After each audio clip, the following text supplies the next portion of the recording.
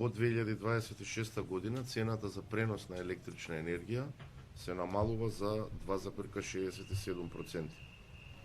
Цената на операторот на пазарот на електрична енергија се намалува за 3,4%.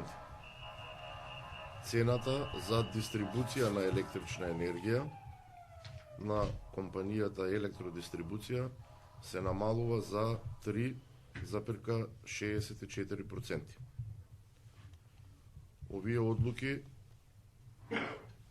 обезбедуваат компаниите да си ги покријат своите трошоци, да ги реализираат одобрените инвестиции, исто така и да се ги покријат трошоците за набавка на загуби на електрична енергија во соодветната мрежа.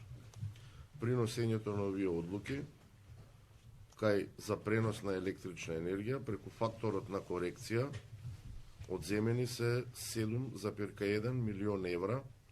Влијанието на крајната цена од сите овие за пренос на електрична енергија изнесува 4%, за дистрибуција на електрична енергија влијанието е 33% и влијанието на операторот за пазар на електрична енергија е 0,19%.